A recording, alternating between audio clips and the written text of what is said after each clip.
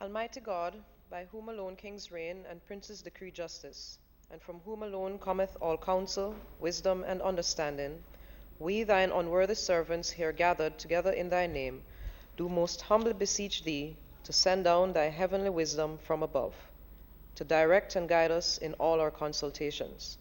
And grant that we, having thy fear always before our eyes, and laying aside all private interests, prejudices, and partial affections, the results of all of our counsel may be to the glory of thy blessed name, the maintenance of true religion and justice, the safety, honor, and happiness of the Queen, the public weal, peace and tranquility of the island, and the uniting and knitting together of the hearts of all persons and estates within the same, in true Christian love and charity, one towards another, through Jesus Christ our Lord.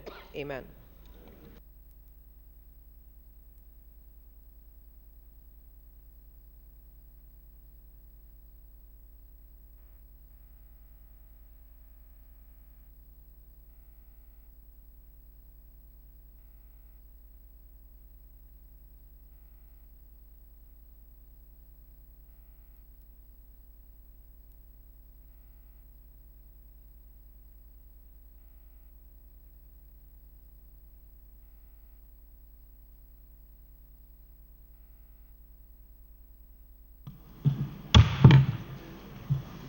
This meeting of the Honourable Senate for Friday, November 8th, 2019 is called to order. And before we begin the business of the day, I want to apologize to the students and teachers who have traveled to be with us today for the late start, especially for the young men from Calabar who were here earlier. This is the Senate, as you all know. It is the upper house of Parliament. It is a part of the democratic process and the government of your country. You're always welcome here at Gordon House. If there are any questions you have, do not hesitate to ask. It is a part of the institution that belongs to you as Jamaicans. So you are entitled to be here.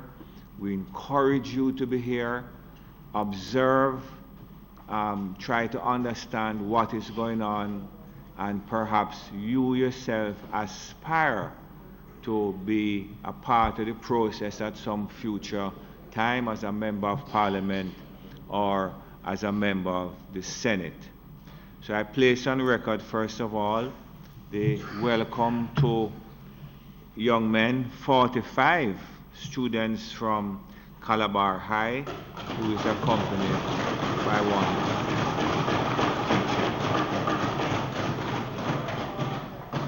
And the teacher from Calabar, would you stand so we can acknowledge you, please? Your students are obviously well behaved, because I don't know how you alone can control all of them. And now we also have a number of students, 40 students, who have traveled quite a distance from Manchester High.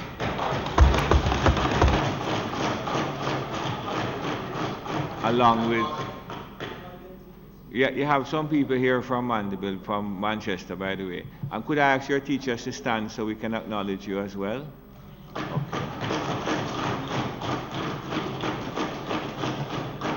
Just a word specifically to the teachers. As you heard me say, you're always welcome here, and we thank you for encouraging the visit today. I know that Senator Scott Motley is going to say something in relation to the Calabar students. But thank you for coming from so far, and we only ask that when you're going back, you encourage the driver of the conveyance to be very careful and don't let the boys in the bus encourage any speeding. Senator Scott Motley wanted to say something. Mr. President, thank you so much for this opportunity. Acknowledge the teachers for me, please.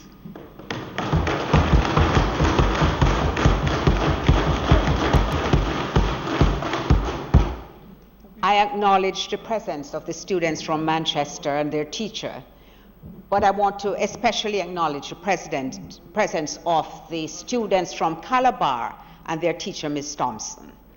I sought to facilitate this visit because I met Ms. Thompson at Devon House, and she was very excited at the thought of meeting a parliamentarian, and expressed her deep desire and the effort she had made to have her students attend the Parliament. And I was very happy with the way that the staff at Parliament responded immediately within short order, facilitating this visit. It is very encouraging to see that our young men in particular are interested in what takes place in this Parliament, because of course we all know that if our young men actually subscribe and ascribe to all the principles which we try to develop, then Jamaica does have a possibility of enjoying its full promise. And of course, Mr. President, you know I would have to acknowledge that former Prime Minister P.J. Patterson attended that noble institution, and I look forward to when Calabar will produce another Prime Minister. But Mr. President, as I notice that you are wearing a poppy, may I also remind this Senate and remind the students that November 11th is Poppy Day, and although the end of the World War, the Second World War, is not within any of our recent memories, Poppy Day does commemorate the end of the First World War, and in Jamaica has been taken to embrace the end of the Second World War, so that we do have persons who are still living who fought in that World War, and we do have a home. Curfew Home is in Manchester, I think, where we do have a number of veterans who still live. And so I take this opportunity, which I'm sure you're going to support, Mr. President, to urge persons to purchase a poppy. It is not just a symbol, but the proceeds go to assisting those persons who still are survivors. I think at the last time we got a count, and it might have changed now, there were 13 people living in that home. So, students, please buy your poppies. Thank you, Mr. President. Yes, I certainly echo the sentiments expressed in relation to the Remembrance Day for Jamaicans. We celebrate here in Jamaica, but on a wider scale, those who gave their lives in the two great wars to ensure that we today can enjoy democracy. The official ceremony of remembrance is held this Sunday, or will be held this Sunday, at the Cenotaph in Heroes Circle, specifically to remember Jamaicans who gave their lives in the two great wars. And I support what my learned colleague has said concerning the purchasing of poppies, not only to remember, but to support the home where these veterans who left these shores to fight in the European war theater, so that we could enjoy democracy today. Mr. President, I take the opportunity, with your permission, firstly to speak from a seat that's not usually my own, but to also echo the sentiments as it relates to Remembrance Day, very significant, and the service and sacrifice of so many who are usually unnamed, but also to take the opportunity to acknowledge the future leaders that are here with us. And we as government senators want to remind you that you're not too far from the day when you will sit here or in some other place where you'll be making decisions to chart a course for the next generation. I recall my own school visit to the Parliament and sitting up there with my friends and never thinking that I'd be here at that time.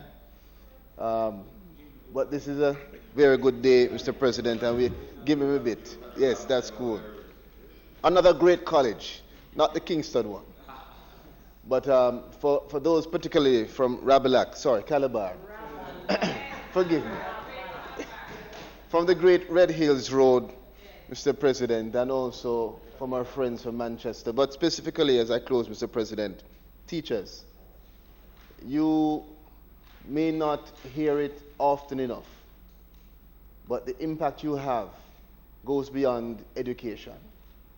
The teachers in my life, and I know in my colleagues' lives, are more than just academic fortresses. These are persons who have been pillars in how we grow, how we think, your attitude towards life in general. And so the fact that you have found it critical and important to bring them here speaks numbers to your own understanding of where their life should go and how they should chart their course. And so thank you to you, teachers, for the role that you play, will continue to play. We acknowledge you, we commend you, and as a government, we want to let you know that we are committed to ensuring your success as teachers in our education sector. Thank you very much.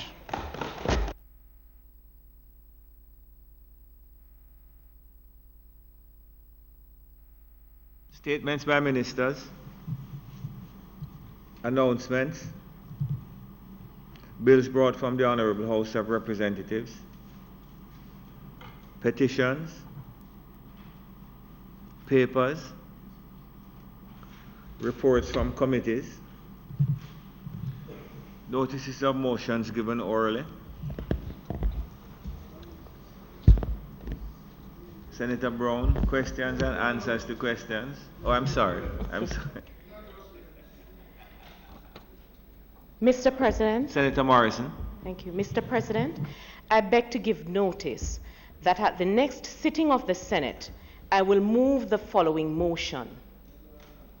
Whereas traumatic attacks on the public by dogs persist despite years of public outcry, and whereas such attacks sometimes result in serious injury, and whereas the cost to recover damages may prove prohibitive for some victims, and whereas greater vigilance by those with responsibility for dogs might reduce the incidence of such attacks, and whereas the provisions of the 1877 Dogs Liability for Injuries by Act have proven insufficient to encourage such vigilance and discourage neglect, be it resolved that the government move with urgency to amend the legislation to reflect more effective penalties, including criminal prosecution for negligence on the part of dog owners, and be it further resolved that consideration be given by the government for legislation to be enacted for the regulation of dog ownership, such as the registration and grading of dogs, in particular with respect for known aggressive breeds. Thank you, Mr. President.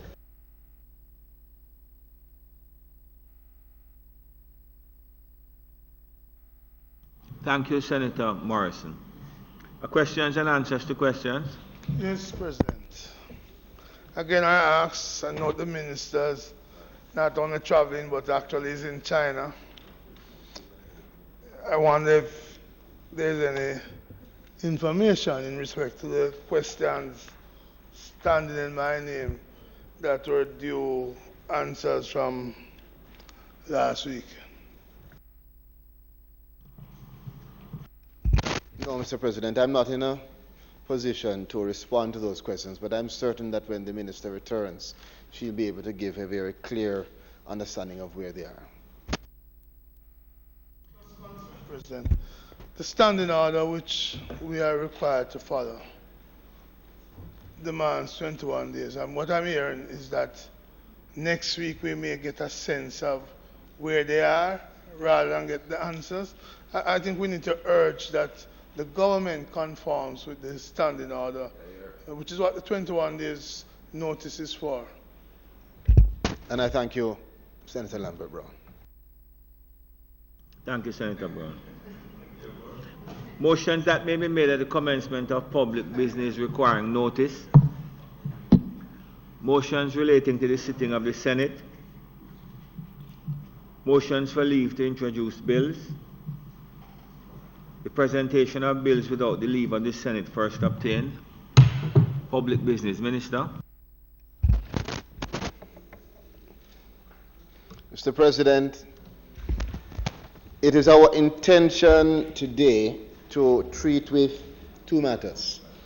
One being the Banking Services Financial Holding Company's licensing application form supervisory rules, and the other is to continue and hopefully close the debate on the motion that has been submitted by Senator Morris. So we'll proceed firstly, Mr. President, with the banking services regulation. Just before you do that, I just saw a notice here that may be of interest to our visitors, and it says November is celebrated as Youth Month, and this year National Youth Parliament will be meeting in this very building on Monday the 11th of November. That's next week Monday. So I don't expect that you'd be able to come to that, but it's something that perhaps you can catch on your television. And the theme is Jamaican youth leading, inspiring, and transforming the world. Very good sentiments. I just thought I'd bring that to your attention. Minister.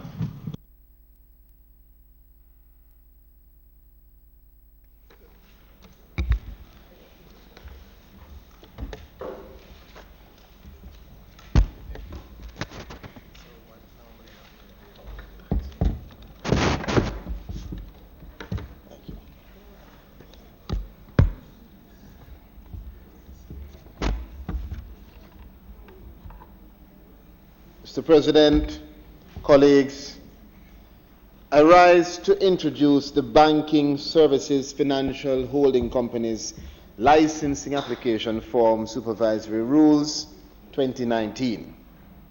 Mr. President, as you and the members of this Honourable Senate should be aware, the Banking Services Act became effective in 2015 with the promulgation of several regulations and a supervisory rule. The enactment of the Act enhanced the consolidated supervision framework by requiring the establishment of what we call a financial holding company for each financial group to which a deposit-taking institution belongs. Mr. President, the financial holding company, which is required to be licensed and supervised by the Bank of Jamaica, will be responsible for, among other things, ensuring that the financial group is adequately capitalized on a consolidated basis and subject to the effective governance and risk management. The financial holding company's responsibilities will also involve ensuring that group members comply with regulatory requirements applicable under the Act or any other legislation or regulatory regime governing their operations. Mr. President, Section 132 of the Act gives the Supervisory Committee the authority to make supervisory rules relating to the forms of applications and notices and any other matter as may be specified by the Act, subject, of course, to affirmative resolution. Mr. President, Section 19 of the Act mandates that every company which intends to function as a financial holding company shall apply to the Supervisory Committee for a license, and the application shall satisfy the licensing and other requirements specified in the Act or any regulations made under the Act. Mr. President, the Banking Services Financial Holding Companies Licensing Application Form, Supervisory Rules 2019, encompasses similar provisions as the information set currently contained in the Banking Services Deposit-Taking Institutions Licensing Application Rules. The rules will be directed to the financial holding companies under the Act and will, among other things, outline the information which must be provided in an application to be licensed as a financial holding company under the Act. And we'll go through, Mr. President and colleagues, some of the main clauses of the rules. Clause 2, as you will see, is the interpretation clause. And that clause contains several definitions of the more important terms: global group, home country supervisor, and who is an ultimate individual. Clause 3 stipulates the requirements for the application in the schedule. Clause 4 outlines the role of the supervisory committee, and it gives the committee the power to request additional information if it is needed in this process of the application. And Clause 5 allows the supervisory committee to discontinue the assessment of the application if the request for information is not met. Mr. President, colleagues, there's also the schedule which you would have before you to the rules. And that schedule contains the licensing application form, which you will see in detail, which applicants who wish to obtain the financial holding company's license will be required to complete in full. The licensing application form to operate as a financial holding company requires the applicant to provide particulars relevant to the background information, owners, the ownership and the group structure, the financial resources and strength of the company, the strategic plans and projections, the governance structure and the arrangements, the risk management and internal controls, and the crisis management. And now, Mr. President, colleagues, we know that this is important because we have to ensure that the FHCs have adequate capital and the capacity to function within the financial sector. Mr. President, applicants are required to provide a crisis management plan and to give an account of how the financial group will fit into the global group's recovery efforts. This is how we protect the public. Mr. President, just to touch and acknowledge that the industry and stakeholders, the stakeholders in the industry have been consulted during the development of the rules, and their feedback was incorporated. We also acknowledge that with us today are colleagues from the Ministry of Finance and Public Service and others from BOJ who should be here, all of whom have contributed to this, and we acknowledge them and thank them for their service and contribution. And in conclusion, Mr. President, again, the promulgation of the Banking Services Financial Holding Companies Licensing Application Form Supervisory Rules will allow the supervisor, the BOJ, that is, to have a holistic view of the operations of the financial groups that are containing deposits, deposit-taking institutions, which will ensure the objective, Mr. President, of maintaining the integrity of the financial system. This is, Mr. President and colleagues, not a matter that might require or ought to require extended debate, but I invite the members of this Honourable Senate, if they so see fit, to support the affirmation of these rules and to understand that these rules form part of the comprehensive adjustments that are being made to ensure that we maintain integrity of our financial systems. I invite any of the members who wish to contribute to now contribute, and I also encourage them to support the affirmation again of these rules.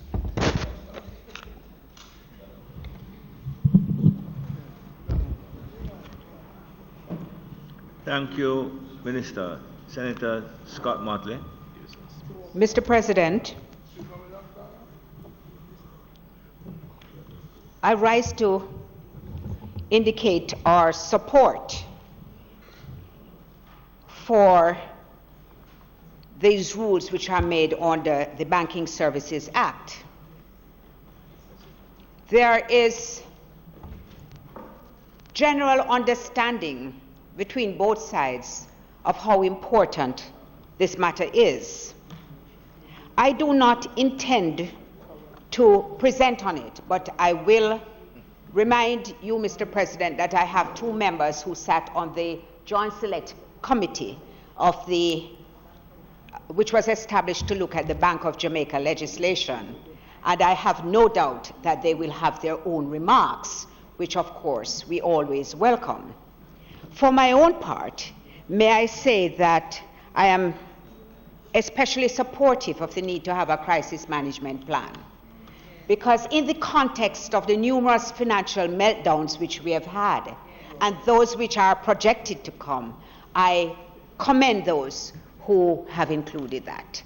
I know that Jamaica has to abide by all these rules if it is going to take its true position in the global market, and I support it. And in the interest of having those who have the expertise make much more resonant contributions than I have, I thank you, Leader, and I support it.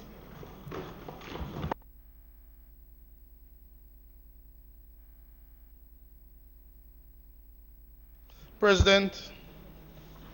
I'm sorry. Thank you, Senator Scott Motley. Senator Brown. Yeah.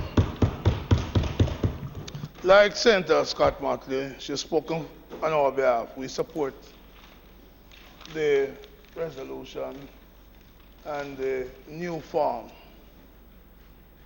But I'm a little concerned that this resolution has the signature of the Minister of Finance at a time when we're trying to move the Bank of Jamaica and its operation away from Euro Circle down to the seaside at the waterfront.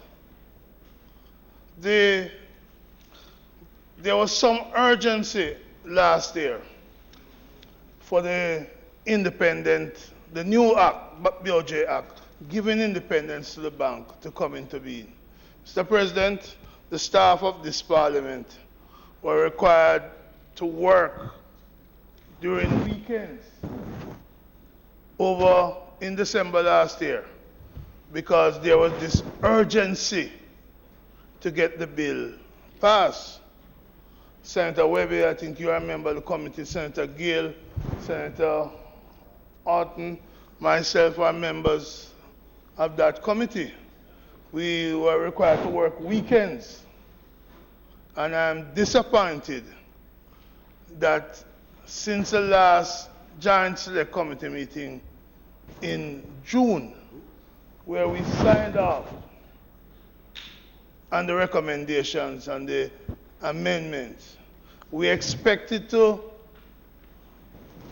reconvene and to get the report of the Joint Select Committee for approval to the Parliament, so the Parliament may sign off on this new bill granting the independence that the central bank have been requesting, and which both sides of the aisle have agreed that they should get. So my call today is for the Minister to give us an update on the status of the report from the Joint Select Committee, and to give us a timetable for bringing that to the Parliament and for passage of it. The IMF has packed up, but they haven't really left totally. But the end of the IMF agreement is coming, and we had hoped not only talk about a new governor, and I congratulate Mr. Richard Biles, the new governor, but we are expected to talk about new legislation.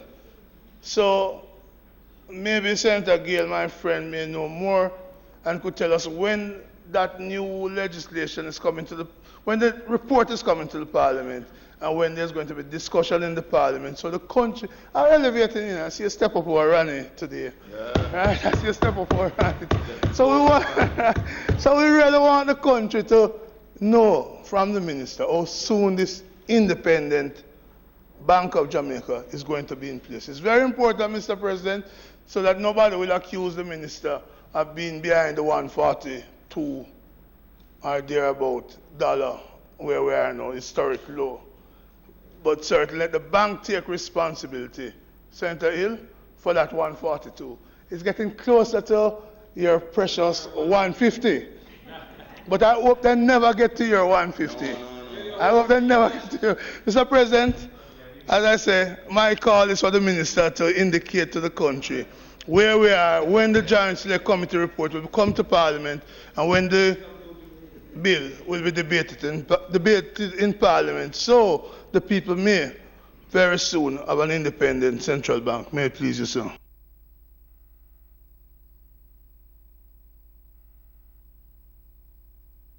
Thank you, Senator Brown. Minister?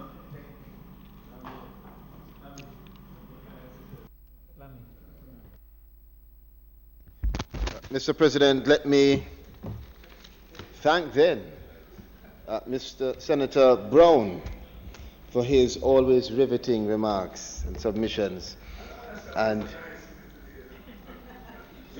of course, I may not be in a position to inquire what would be in the minister's mind at this time, but I will pass on to him the questions that you have raised. Mr. President, at this time I now ask that the motion be approved. The membership of this Honourable Senator have heard the motion. All in favour? Against? Minister. Mr. President, I'll now invite Senator Braham. Well, who's continuing? Well, we'll be continuing the debate on the motion raised by Senator Morris. So I'll invite for my the record, colleagues. just refer to it properly, please.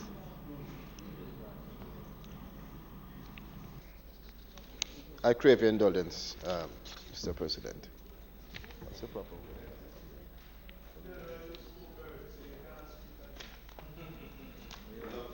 The proper word.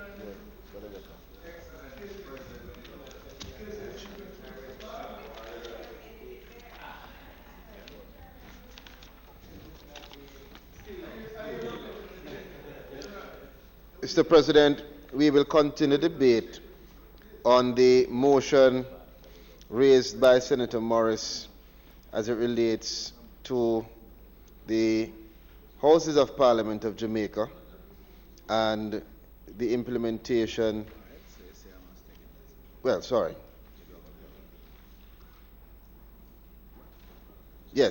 and the promotion of the rights of persons with disabilities in keeping with the United Nations Conventions on the Rights of Persons with Disabilities. I think it's number 4 on the order paper. Number 4 on the order paper. So I will invite my colleagues to continue the debate.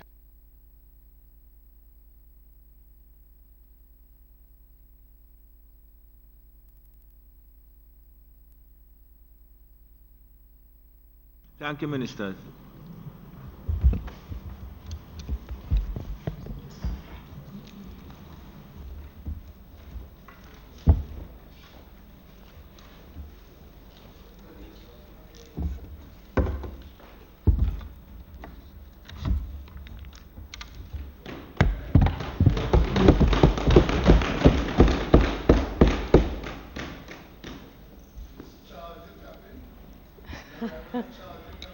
Mr. President. Thank you very much, Senator Morrison. I support the objective of the motion. And why I'm happy that interim measures are being considered is that until we have the new parliamentary building, we want to be sending the right message. And the right message is that the voice of persons with disabilities must have access to our parliament. Because failing this, essentially, we might be saying that their participation may not be feasible until the next 2 to 3 years. And that certainly Senator Morris would be unfortunate in our democracy. Senator Morris, we hope to move away from the phrase giving persons with disabilities the opportunity to participate. We're not doing our brothers and sisters favors. They have a right to dignity, a right to respect, a right to fairness. They contribute to this society. They are graduates, they are skilled people, they are educators, they are parliamentarians. Because right in our Senate we have Dr. Floyd Morris, visually impaired, who is championing this cause. Mr. President, as Senator Morris mentioned in his opening, we would be ashamed of the living conditions of scores of people who are challenged by disabilities. Children who do not get to dream big because the system does not provide the adequate tools for them to achieve. Persons whom, having achieved, find it difficult to get a job and to care for family. Policymakers and influencers must continue to champion the call and action for persons with disabilities to not only have a presence in Parliament, but to have the facility to effectively participate. Minister of State in the Ministry of Labour and Social Security, the Honourable Xavier Main, reports that the focus of the Jamaica Council for Persons with Disabilities for 2019-2020 is the implementation of the Disabilities Act, which will create, among other things, opportunities for persons with disabilities and maximize discrimination and maximize the whole thing of ensuring that discrimination within our society is eradicated. Mr. President, the Equality and Human Rights Commission, set up to review the quality of lives of persons with disabilities in Britain, identified the following goals that we in Jamaica can also embrace as we continue to make our presence more robust and the provisions that we create for persons with disabilities more robust. 1, we need to reduce educational attainment and employment gaps for disabled people. 2, we must ensure that essential services such as housing, health, transport, and justice meet the particular needs of disabled people and support their independence and well-being. 3, we must promote the inclusion and participation of disabled people in civic and political life. 4, we must strengthen disabled people's choice, autonomy, and control over decisions and services. 5, we must improve legislation, policies, frameworks, and action plans to better protect and promote the rights of disabled people. 6, we must improve the evidence based on the experiences and outcomes of disabled people and the ability to access how fair Jamaica is for all disabled people. Mr. President, we must continue to be guided by the UN Convention on the Rights of Persons with Disabilities, a treaty adopted in 2006, which identifies, among others, the following imperatives. 1, eliminating disability discrimination. What does that mean? We will not deny people life chances, opportunities, because they may be, for example, visually impaired. 2, we must enable disabled people to live independently within the community. What does this mean? We, in our communities, we must create the environment with the amenities, where these individuals can live with dignity. 3, we ought to ensure that the education system is inclusive. What does this mean? We must create the systems, the tools, the facilities, the technologies for them to excel. 4, we must ensure that disabled people, vulnerable people, are protected from all forms of exploitation, violence, and abuse. What does this mean? Creating a culture of awareness, a culture of tolerance, a culture of acceptance. Mr. President, I am extremely passionate about point 4 of this imperative.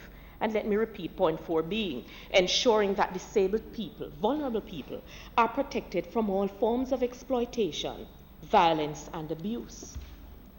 I am of the view, Mr. President, that there should be a special cocktail in our laws for crimes that are committed against persons with disability. It ought to be considered as just more than an aggravating factor. It is a violation of their human rights and using their disability as a weapon against them. I'm angered by the rape of a 93-year-old woman in St. Anne. It's a shame. And apart from the grievous violation that rape is, she is even more vulnerable because of her age. And I am of the view that the punishment should be severe for robbing a person who is blind, the rape of a blind person, abusing someone who is dumb, someone who is not able to communicate the abuse. We must protect the vulnerable.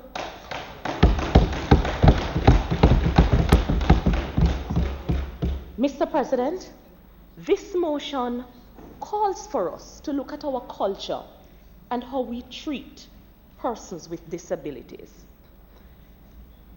Mr. President, in Canada, the penalty for parking in the disabled parking lot is Canadian $5,000. Mr. President, in California law recognizes that because elderly and disabled victims are particularly vulnerable, harsher punishments are needed to prevent crimes from happening to them. Prosecutors in Texas can pursue maximum punishments for crimes committed against persons with disability because they are often viewed as unable to protect themselves. Mr. President, if you want, you can protect yourself, Senator. Is what? Karate? Mr. President, if you want to assess the progress of a society, we should look at how the children, senior citizens, the disabled, and other vulnerable groups are treated. We should look at the provisions that are made by policymakers for them to live their best lives. For those of us who are not disabled, we urge you to remember that your life can change in an instant, and you would want to live in a country, a society that respects your rights, and a society that creates an environment for you to live comfortably.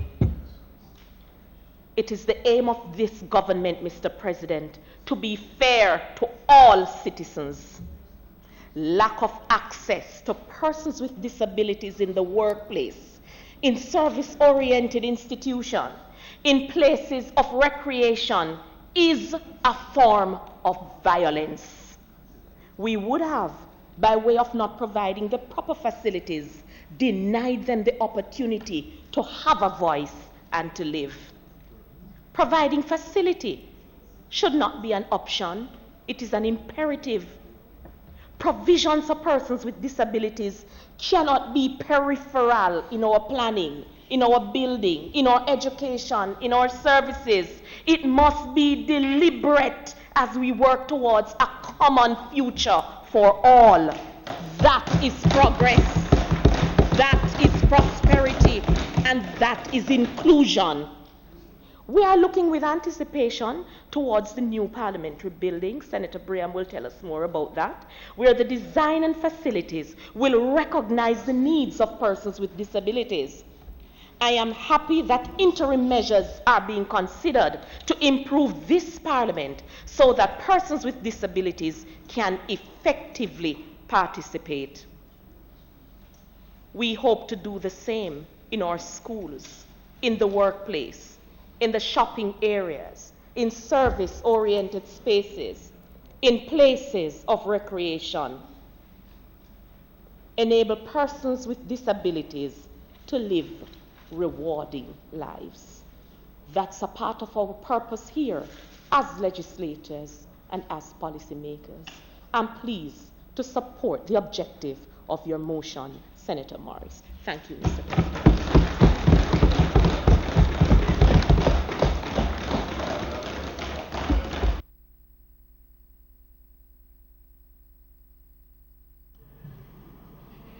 Senator Morrison, thank you very much. Did you hear Senator Brown saying, well done?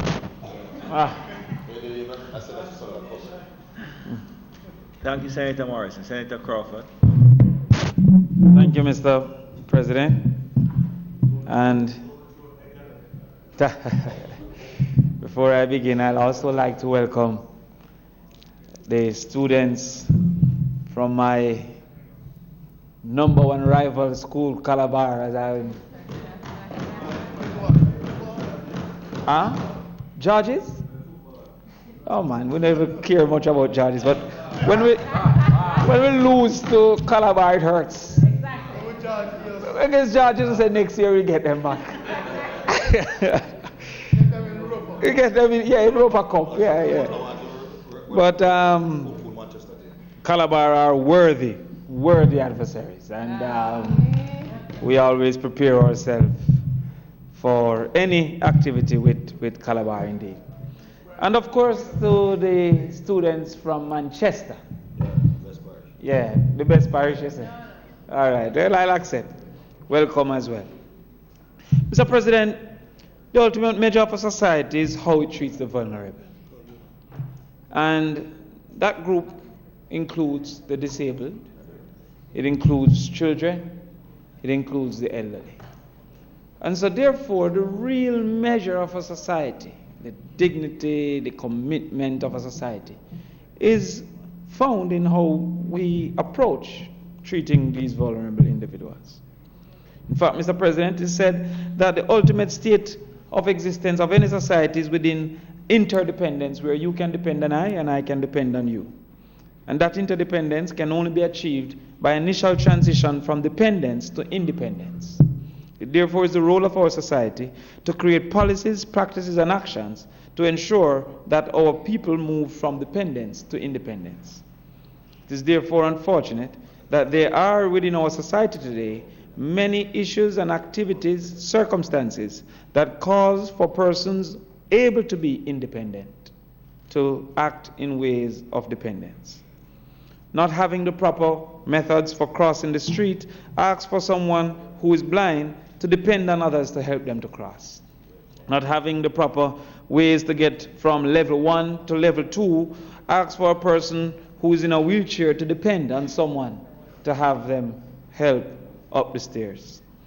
Not having the necessary circumstances at workplaces have someone who's likely to be independent financially to depend on others for financial assistance. And by extension, I support the motion being raised by Senator Floyd Morris because it is imperative upon us as a society to move more persons from dependence to independence, to move more persons from eating a food to buying the groceries. And by extension, we are asking for us to move post-haste to set an example within the society. We also ask that having set this example, we facilitate the efforts to follow that example. Indeed, there are special loans available for almost all aspects of business, but none for making it conducive for disabled to enter or work within those spaces. Sure. We feel that having set this example, special loans should be put in place to have entities willing to follow that example, able to follow such an example. We ask as well that, as stated by Senator Morrison, that we place as a priority ensuring that policies are put in place to make the disabled independent. Policies are put in place so that they know when to step up and down onto a sidewalk. These are simple realities that they should not have to ask for an assistant almost automatically because there's nowhere to walk or how to properly traverse our society. We ask for special buses to be put in place so that disabled individuals can attend schools appropriately. We have no methodology for a person who is in a wheelchair to effectively get to school if the parent don't own a vehicle for themselves. And so therefore we are asking for that consideration to be made as an example to our society. And we're asking, as I asked last week, for a special amount of contracts to be ring-fenced for companies with a conscience. Companies that hire X% of disabled, they should have some level of protection by the government and some level of reward from the government. Persons that invest, and I must say at this point as well, a special thank you to Digicel, who has been doing their investment in the disabled community with their fund run and contribution there. Well, Grace is one of the most conscientious companies. Well, yeah, in our society. But no. But also, Senator Webby would tell you that there's a cost to being such a company. And there's a cost that many others take advantage of to underprice and overpromote versus those who show such a conscience. And therefore the government should reward those as an example to others to follow. To this extent, Mr. President, I stand strongly in support of the motion being put. And I welcome as well the commitment from the KSAC, the KSAC, and I congratulate the mayor for being proactive as well. The municipal corporation. Yes, I congratulate the mayor. Senator Crawford. Senator Crawford, remind me what the commitment was again. That he will fund wholeheartedly all reforms necessary and assist with the implementation.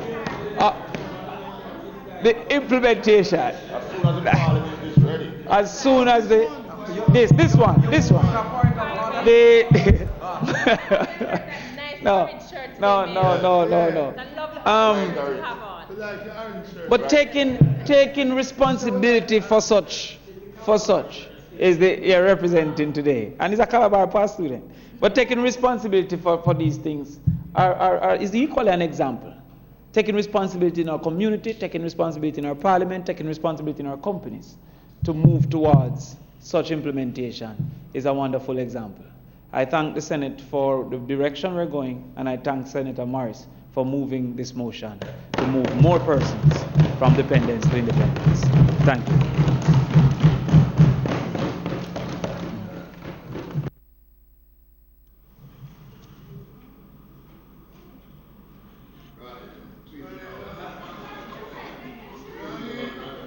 Thank you, Senator Crawford. Senator Longmore. Thank you, Mr. President.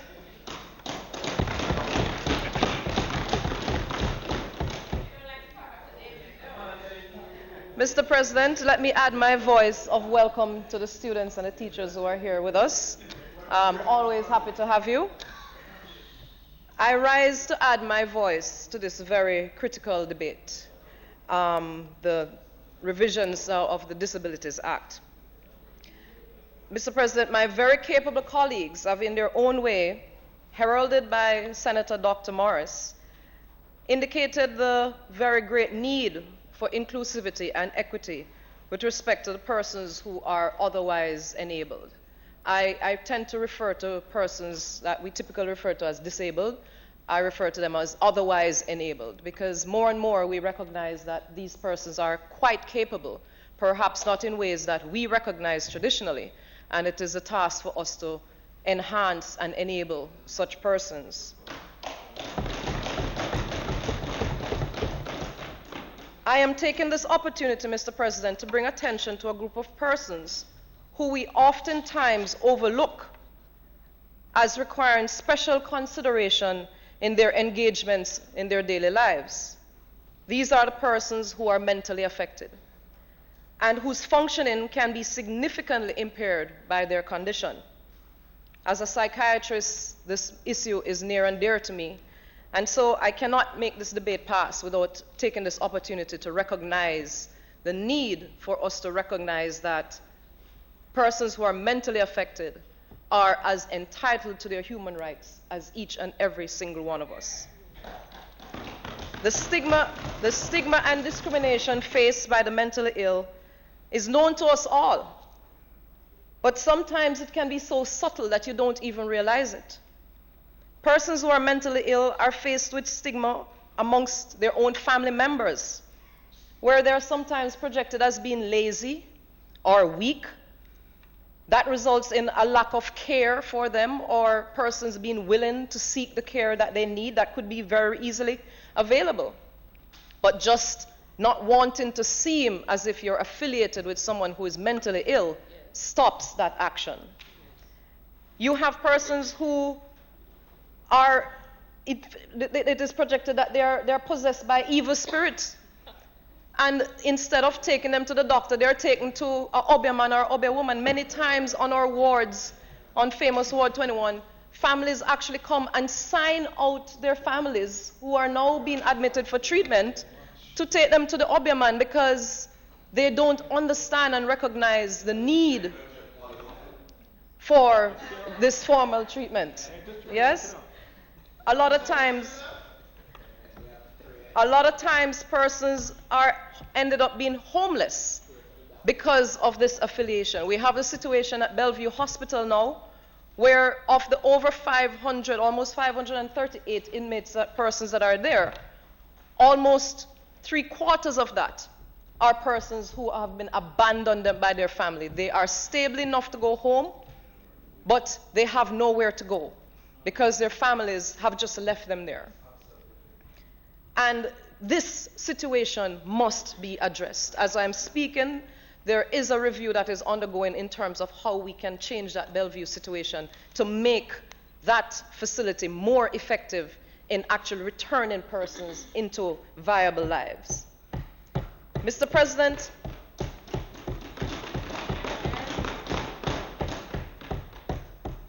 in the work environment, disabled persons are always recognized. Almost those who are physically disabled are almost immediately recognized. But for the person who is mentally affected, they're oftentimes not shortlisted for jobs. They're oftentimes fired upon discovery that they may have an issue that was not as obvious upon being hired. There are lower rates of pay. You have poorer promotion.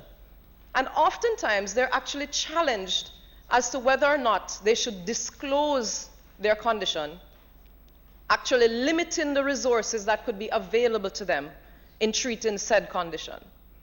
These are issues that we must look at. A lot of movers and shakers, medications and care for the mentally ill is such now that a lot of movers and shakers pop their pills or take their injections or do whatever other mechanisms and are still able to function. Many, many persons could be in similar light if we give them the opportunity to seek the resources and not be discriminating. Mr. President, the stigma and discrimination occurs in the media. A lot of times when there's an issue around someone who is mentally ill, the research repeatedly shows that the mentally ill are actually oftentimes the victims of violence and not necessarily the perpetrators. But what do we see? We usually see when a madman does something or something, some instability causes, and that is what makes the headline. Not the fact that they got beat up or a mentally ill woman was raped multiple times, etc., etc. That does not make the headline. And that in and of itself is a situation that needs to be recognized. Even sometimes in our cartoons that you see persons in the cartoon characters, the person who is mentally ill is usually seen as some oddity and some evil evil person, the butt of jokes. Yes? Mr. President, we even see it in terms of insurance coverage. It is so unfortunate that you can recognize that someone is depressed. You can recognize that someone has been through trauma. You can recognize that they have an anxiety issue and is incapable of performing. But you cannot legally recognize them to go and get the psychotherapy that they might need. If they had a broken arm, not a problem to get the insurance coverage. But there is significant resistance to have the coverage for someone who may have a psychological issue. A very unfortunate situation. Mr. President, we saw recently where it came to our awareness. Those of us who work in the field know this, and we're glad that it's finally getting some level of attention. But the great need for a specific forensic psychiatric facility for persons who have been mentally ill and who are in some contention with the law. Those persons have to be housed in the general facility with other prisoners, and they are significantly victimized. They are the victims of rape, of inhumane conditions. They don't get the treatments that they need, and this is a great pain that needs to be addressed. My colleague is reminding me about the man who was locked up for 25 years for a spliff. You know? Mr. President, I won't be long. I just wanted to quickly highlight those issues because my colleagues have very capably debated many aspects of this bill. But I just wanted us to recognize that the mentally ill face discrimination within their families, with their intimate partners, within their communities. And as a nation, as a government, we strive to ensure that provisions are made for all persons, whether enabled, whether disabled, or whether otherwise abled. I thank you.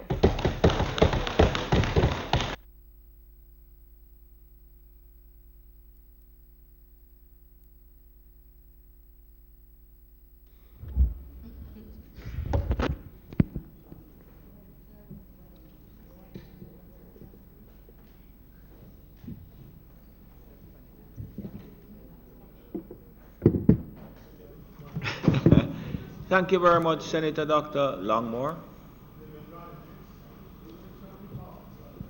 Mr. Senator President, Horton. I rise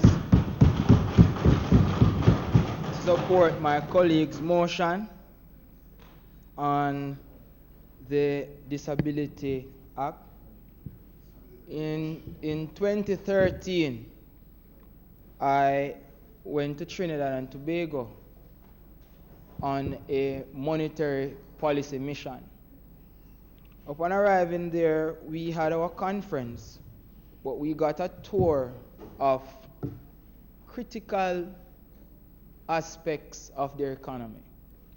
And we stumbled upon a school that was responsible for training disabled students, all sorts of disabilities, from blindness, deafness, to physical disabilities, to even mental disabilities, as outlined by Senator Longmore. Now, the theme of the school was finding the ability in disability. Now, it is important not just for us to highlight the importance of providing access to buildings for disabled people and provide avenues through which they can get by in their day-to-day lives. It is also important for us to see their abilities beyond the disabilities that they are born. In this regard, disabled people are an important component of the human capital of this country, whether physical or mental. And as a result, we should make every effort as a country to find the best avenues to filter disabled people into production and productive processes. Very important. My research team, we did a graph on the overall contribution of labor to Jamaica's GDP output. And what we have realized is that the quantity of labor rather than the quality has been the premier contributor to GDP. And what we're seeing is that in this country, we tend to hire more people. But we hire more people at a let me not use educated. We hire more people at a non-technical level. And it is these people, the increase in numbers, that have been contributing to GDP and not people with more technical skills who are sometimes disabled. The University of the West Indies has done tremendously in terms of infusing knowledge and allowing disabled people to participate in academic expansion. And as a result, Jamaica should, in the best of its ability, try as best as possible to incorporate the disabled people that the university has trained into the formal work and productive environment. Yesterday it was outlined that Jamaica has the best stock market in the world. Big up Jamaica. Our flag was flown high on Wall Street, was flown at the New York Stock Exchange. And it's a monumentous moment for the country that we must celebrate. But at the same time, someone sent me a message, and I've been receiving so many phone calls since yesterday. I've been bombarded, so I have to come here and bombard you, since I'm getting abreast with what is going on and where the country is headed. We have to understand that no more than ever, it is important that all of us get abreast with what is going on. Now, in this case,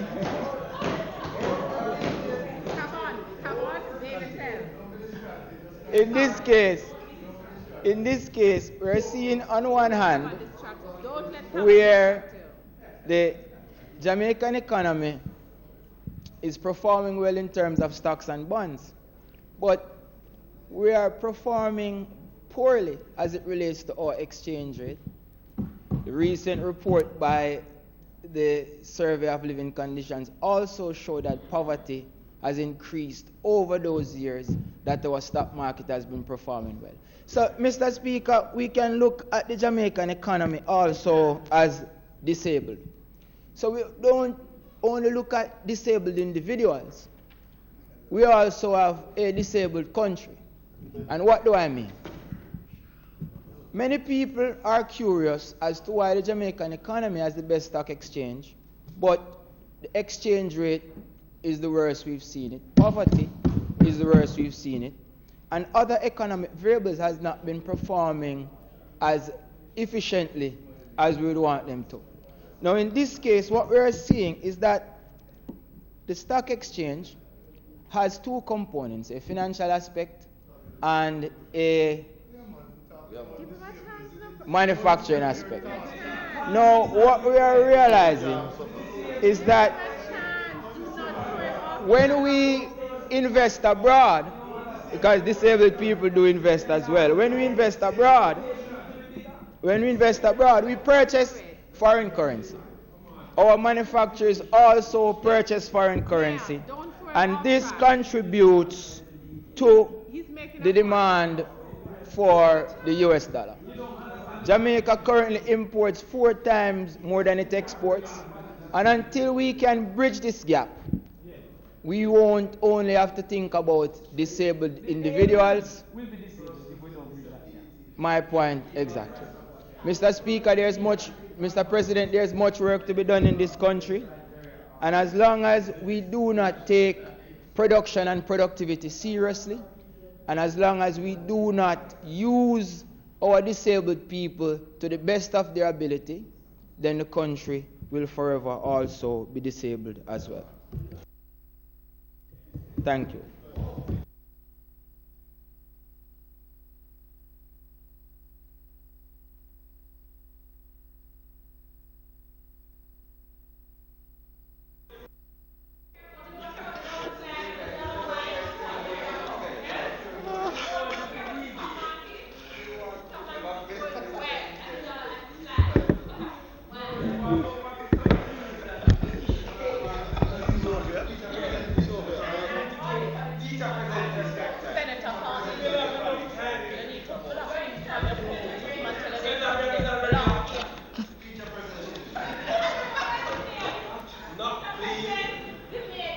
Thank you, Senator Horton. Senator Brown. Mr. President.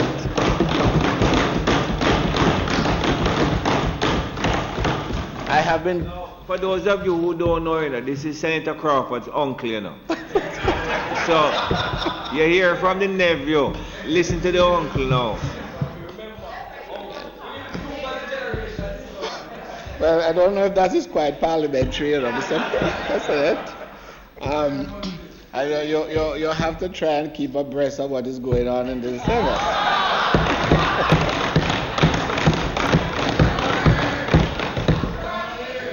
But nevertheless, may I ask your permission, sir, to acknowledge the students and their teachers, and the students from Manchester, who are very important.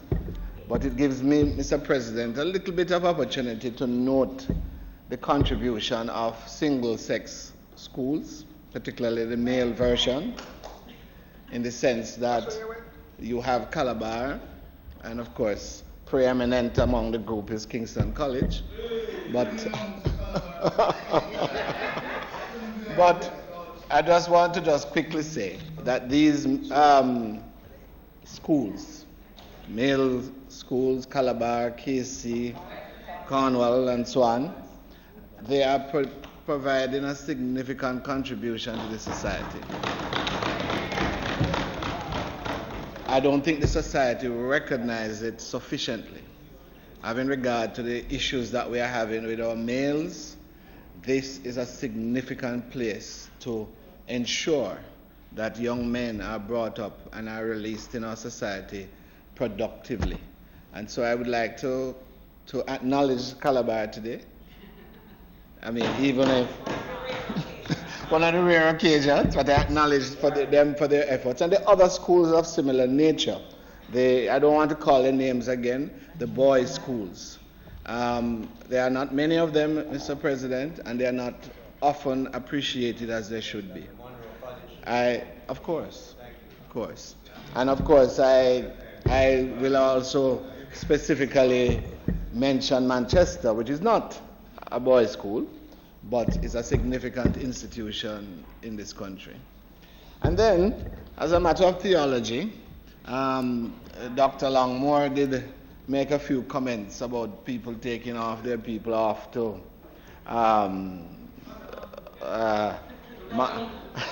Mother Days and so forth for attention. But I'm sure the senator was not denigrating the value of prayer. Yes, which is often offered by the Jamaican people in certain circumstances, and we are not denigrating that, Mr. President. It is valuable, and we continue to pray as we work. And that sounds like a motto. We probably could give it a color bar. Pray as we work. Sounds good. But, Mr. President, back to the motion.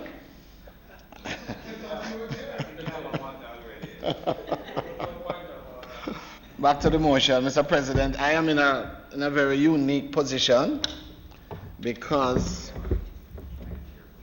I am the chairman of Urban Development Corporation, a privileged position, and that organization is responsible for guiding the development and construction of the new Parliament building. And a motion of this nature that speaks to the Parliament, it would have been remiss of me. I don't normally like to speak on the matters like this because I leave it to the minister. But it would be remiss of me not to say something about the Parliament and how it is to be structured. Mr. President, you'll remember that this Parliament, this building, has been in use since 1962.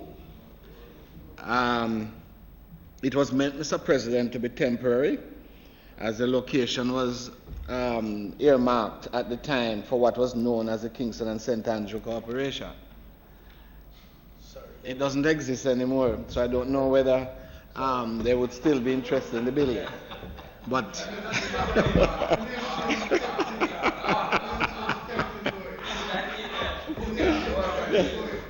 at that time, it was to be temporary, and the building really belonged to the Kingston and St. Andrew Corporation. Maybe, Mr. President, the new municipal corporation may still be interested. Maybe, but we don't know. But but interestingly enough, Mr. President, in 1956, the Parliament then, which I understand was meeting across the road, down the road here, Headquarters House, thank you, passed an act called the King George V Act of 1956. And my understanding, it was piloted by Premier Norman Manley at the time, and that bill, an act, designated 11.4 acres of the National Heroes Park. Now, the National Heroes Park, I understand, is about 50 acres in all. Yes? 50 acres or so in all. But 11.4 acres was reserved for that purpose. But nothing was done about it after so many years. In 2016, the Prime Minister directed the Urban Development Corporation to lead the planning and construction of a government campus at Heroes Circle. That I won't dwell in too much today, because I know the Minister will make an announcement about that shortly. And that government circle or campus, Mr. President, was to include the new Houses of Parliament on the grounds of the National Heroes Park.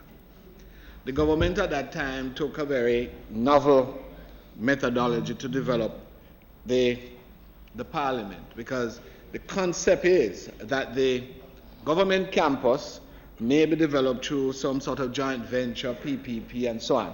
But the Parliament was extracted as a standalone project with a view to develop and to maximize local input.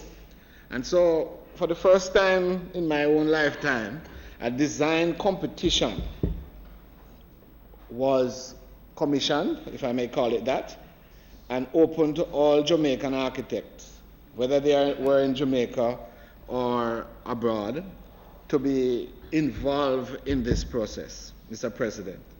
And then the entire concept went to what is called a PIMSEC and was approved. I'm told that is the Public Investment Management Committee, or PIMC, on the 16th of March 2018. And then on the 14th, Cabinet gave its approval for the UDC to carry out the planning of these new Houses of Parliament, utilizing a design competition methodology as the means to procure suitable design and an architect team. That was done, Mr. President, on the 14th of January 2019. The UDC, Mr. President, planned the competition on the guidance of a parliamentary steering committee chaired by the Honourable Carl Samuda. Mr. Gordon Gill, a Jamaican-born architect of international repute, was selected, Mr. President, as the patron. And I invite you, Mr. President, and members to Google Mr. Gordon Gill. And for those of you who are interested in architecture, you will be proud of the achievements of this Jamaican on the international sphere. So a competition jury was established, and it was chaired by architect Mark Raymond. Who's that? It is architect Mark Raymond. You didn't hear the name? Yes. Oh, okay. Well, yes, but he doesn't listen all the time, you know. So, anyhow. So,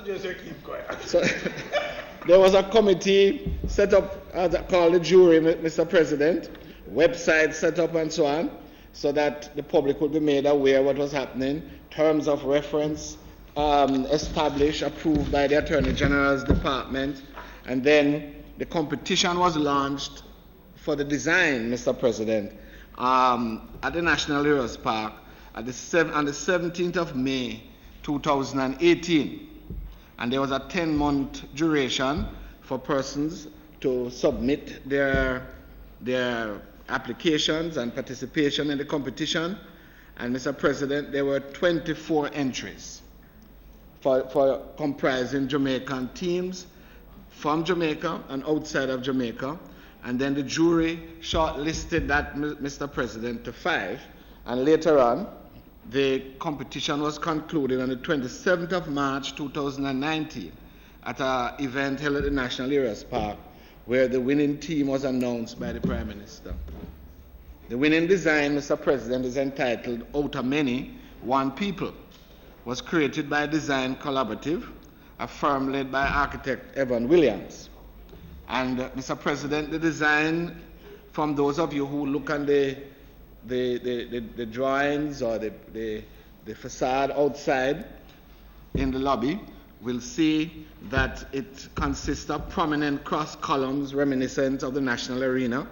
The design philosophy, I am told, Mr. President, speaks out to equality in that all sides of the building presents the same general appearance to the public, with no prominent front or back. The cross columns, Mr. President, and roof represent the cross arms of the people, integral to and supporting their own governance. The building, Mr. President, is set in a well landscape setting inclusive of water features, hardscape, and gardens. The landscape, Mr. President, is integrated with the architecture to manage stormwater, protect water quality, and bring elements of nature into the facility. Innovation in design, Mr. President, is evident and includes strategies for water, energy, and air. The building's simplicity in form leads to ease of construction, operation, and maintenance. Mr. President, the building, I'm told, is over 12,000 square feet on 3 main levels and 2 sub-levels, upper and lower houses, gallery seating, offices for the Speaker, MP, and Senators, Parliamentary Museum, the President, yes, library, conference room, administrative and maintenance office, daycare center. Daycare center. I should have gotten an approval and sort of applause for that. Yes? You're not getting any applause because there's so few of us who do employ the use of it. I see. Well, there are 1 or 2 persons here, Mr. President, who may need the daycare center. Sorry, Senator. Teachers from Manchester High who are leaving, you could just go into the lobby and look at the Parliament building that the Speaker is talking about, and please ensure that you drive or take time and go down. You hear? Mr. President, may I add that there would be with the kitchen, lounges, cafeteria, media broadcasting studio, secured underground parking. Mr. President, at the moment there are over 300 spaces to be provided, and you will see that the display is outside, Mr. President. In fact, there is a model as well, and I'm told if you look at the model outside, it is cut in half so that you can get a sort of view of what the new Parliament will look like. Mr. President, special features. The building, Mr. President, is designed with barrier-free access to and throughout the entire building. Using appropriate technology, Mr. President, it will create a completely usable experience for the physically challenged and the visually and hearing impaired. The design team, Mr. President, understands that Jamaica, as of 2019, has adopted an amended version of the International Building Code, having preliminary designed and or to provide a world-class facility which follows guidelines, standards, and codes as set forth in the adopted international code.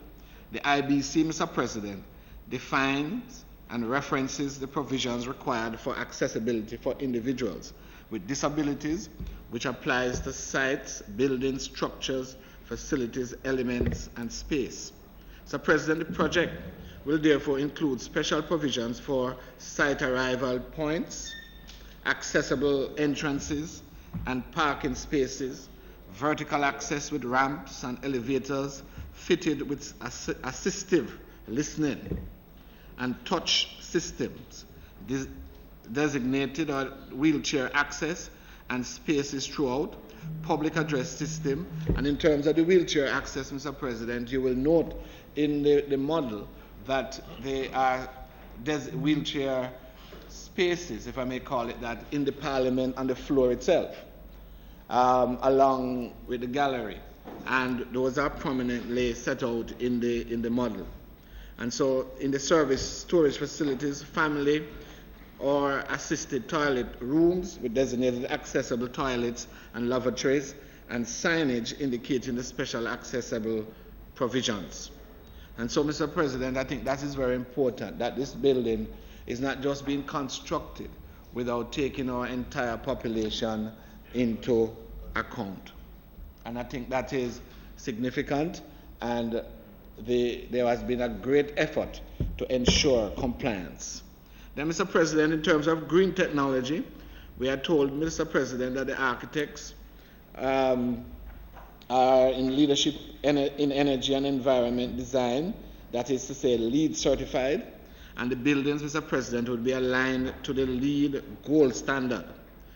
Leadership across the globe, Mr. President, have made LEED the most widely used green building rating system in the world, with over 1.85 million square feet of construction space being certified as being LEED certified.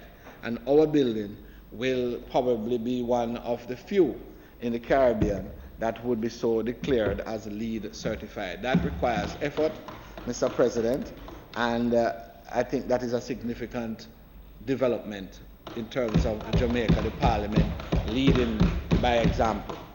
Mr. President, I had the opportunity to meet with the architects recently, because they are in fact working, and as they reach certain mileposts or goal posts, they come to meet with the stakeholders to show what they have done so far and to indicate and to ask for suggestions for improvements, etc., including Senator Morris.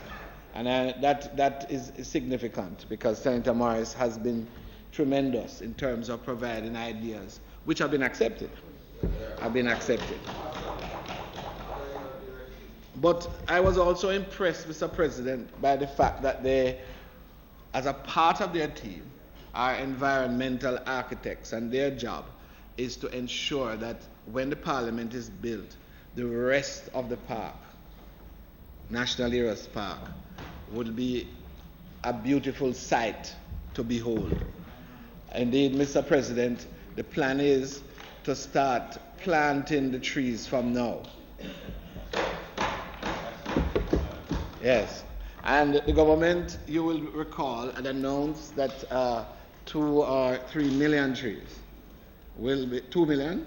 3 million will be planted over the next 3 years.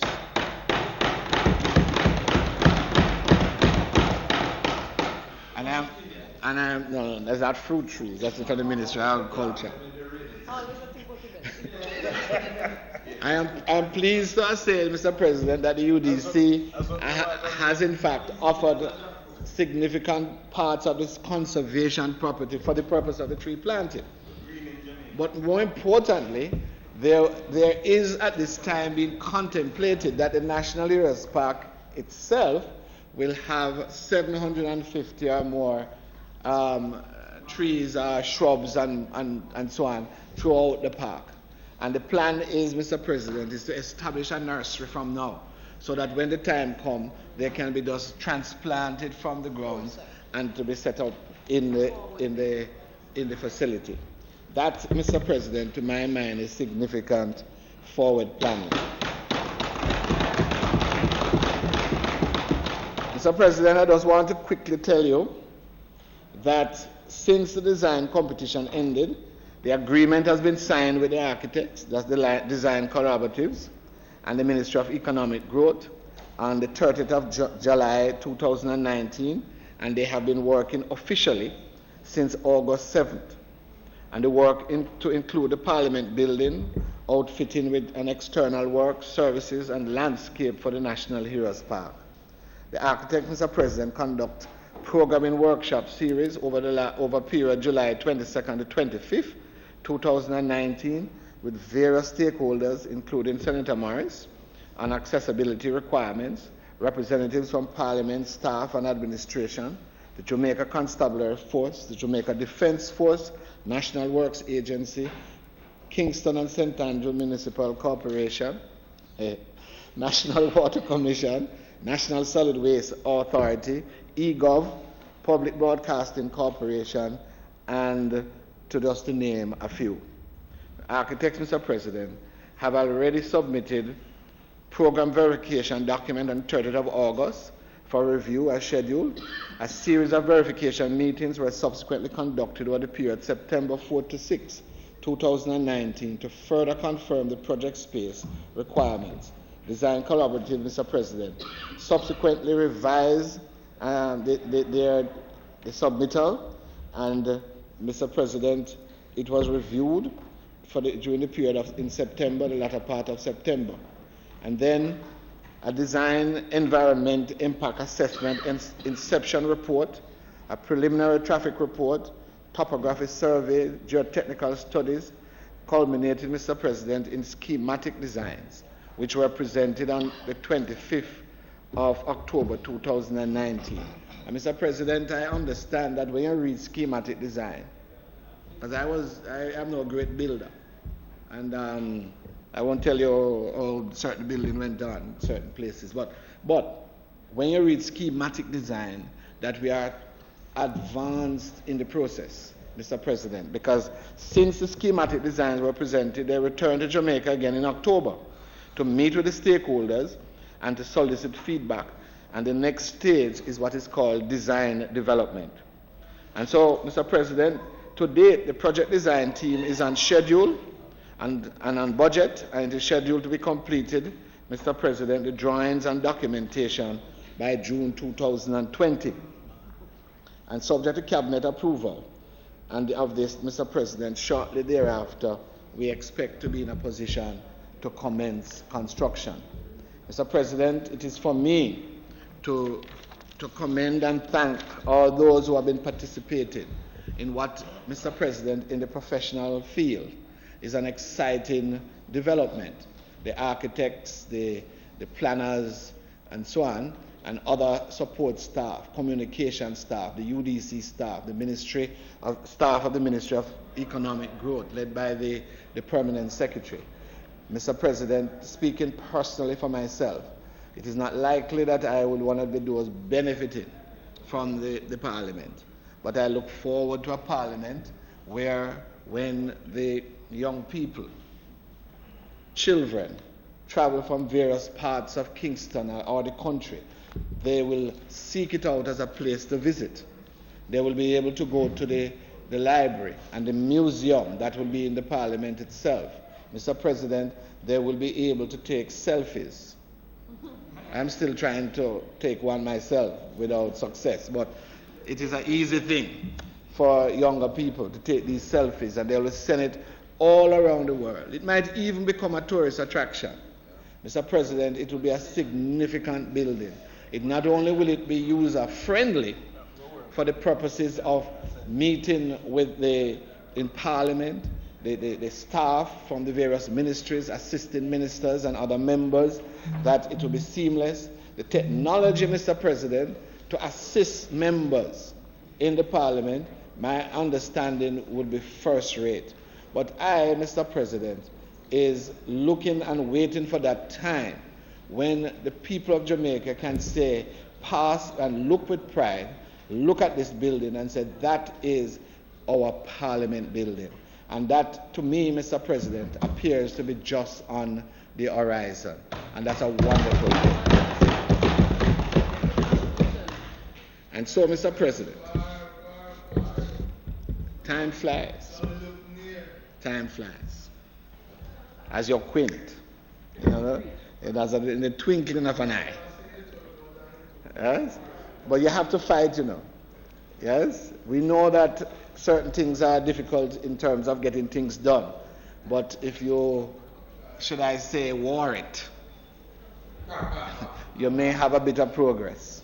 So there are progress, and I think the professional team in Jamaica and outside of Jamaica are so excited by the development that they have been giving their very best, Mr. President, and it is a tremendous learning experience. I invite you, Mr. President, and members, when you go outside in the lobby, to have a look at the model. Mr. White from the UDC is present, and he's an architect and he's a member of the team, and he will explain to you anything that you need. He's very knowledgeable, and he has been a part of this development, and he's a part of the team of these wonderful Jamaicans. The what? Well, it don't look bossed around to me. No. Yes. Well, nonetheless. Mr. White might get a pay rise after this.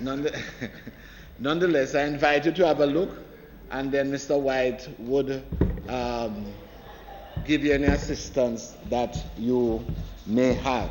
So the point I wish to end, Mr. President, is to say that when the new Parliament building is completed, the motion will be unnecessary, because we would have fulfilled all the requirement of the motion and more.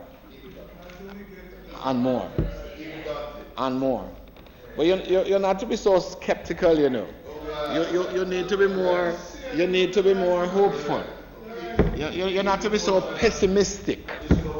Yes? It's not because people have been talking about it and it has not been done in a long time. You feel it cannot be done. In fact, the government has demonstrated its ability to do things that others have not been able to do for a long time. So bear that in mind. So when you are being skeptical, you must take account of the recent examples of significant infrastructure that the government has undertaken that has not been done in the past. So it is a matter that you must bear in mind. You must bear in mind. So don't be so pessimistic. And then if you don't believe it, you should look at the budget and the budgetary estimates, and you will see budgetary allocations. And the minister, our minister, Charles, is sitting here, and he knows that what I'm saying is true. There is budgetary allocation for the technical work. So money has been spent, work has been done. So you must not be so skeptical. You must be more optimistic. Look forward to a more promising future. That's what we are going to have. And if you don't have the hope, might as well you go off to America.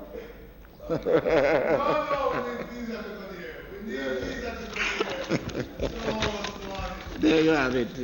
Well, behave yourself then. You must behave yourself and be more optimistic so that you can properly live in Jamaica. So I will say to you, Mr. President, that this Parliament is coming. Work has been done. Money is being spent. And I believe, Mr. President, that the people of Jamaica, when it is constructed, will be proud. Mr. President, no, I want to go about till 3 o'clock. Then I'm practicing. Let's say I'm practicing. But I want to mention, Mr. President, just one small item that I will recommend that the motion be amended in the first resolution. Mr. President, it says, be it resolved that the report arising from these consultations be tabled. And I will delete the words that come after table, Mr. President, and replace it with the words and considered. I would recommend that amendment, and I want to use this opportunity as I take my seat to commend the government for the effort it has demonstrated in constructing and preparing for the construction of this new Parliament building, a paradigm change for governance in Jamaica. Thank you, Mr. President.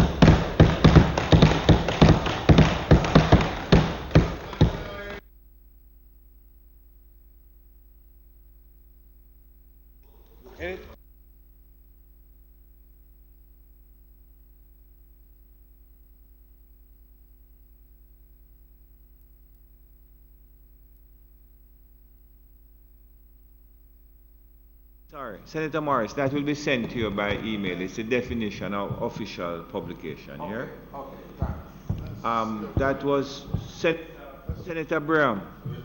Thanks for the tour de force, not only in relation to the question of what you intend to do at the new Parliament building for the physically impaired, but for an overview of the building. I don't know, they didn't take a point of order against you. Thank you, Senator Scott Motley. Thank Mr. you very much, President. Senator Bram. Thank you, Senator Scott Motley. Mr. President, we're demonstrating for the students that Parliament can be conducted in an era of conviviality and agreement. I want to thank Mr. President. That's not usually what makes the news, that aspect of it. But Mr. President, I know they will be departing shortly, and I do hope that they have learned a lot from this sitting. And I know that you have always indicated that this Parliament belongs to the people, and they are always welcome to share with us. And thank you, Ms. Thompson. Mr. President, when Senator Braham and I sat at the General Legal Council, it was clearly established that we were inseparable. And we always sat right next to each other. In this setting, it is impossible for us to sit next to each other for physical and political reasons, but it seems as though we can still come together in harmony. I start my contribution to this motion by acknowledging the tremendous advocacy of Senator Floyd Morris, which has been recognized not only locally, but regionally and internationally. As you will recall, that just in October, he represented us at the United Nations as an expert in his own right. I will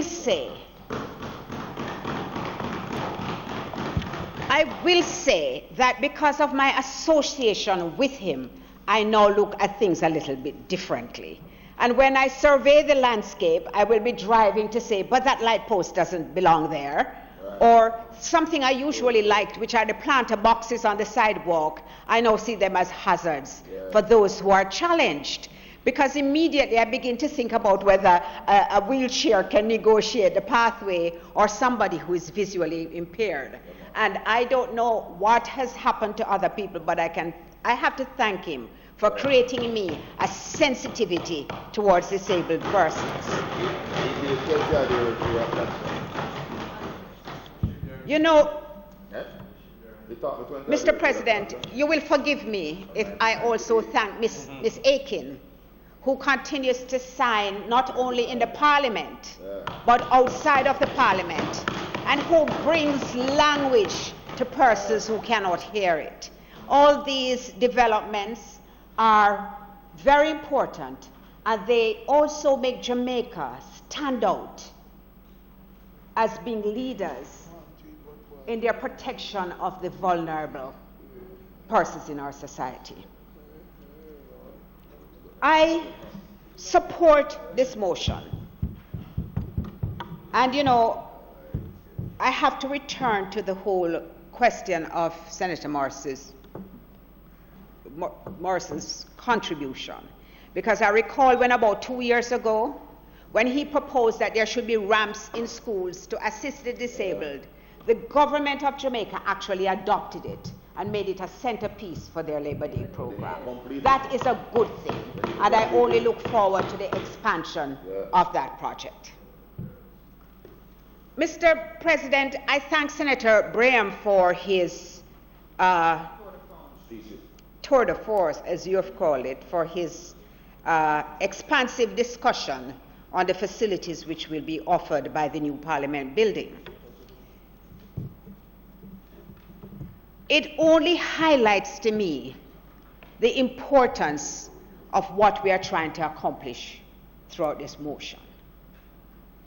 Because the Parliament belongs to the people, and it's very important, therefore, that all persons have access to it.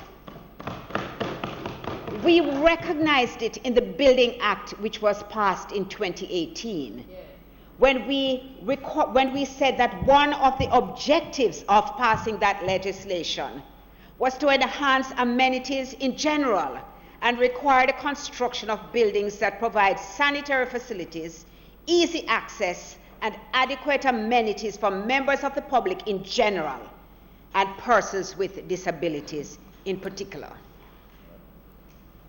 This motion highlights the deficiencies in our Parliament building. And I recall when somebody who sat in the lower house broke his hip. He's no longer with us, but when he broke his hip and being so insistent and such a devoted parliamentarian that he struggled to come to Parliament, I am very aware of the pain, the suffering, and the inconvenience which he experienced.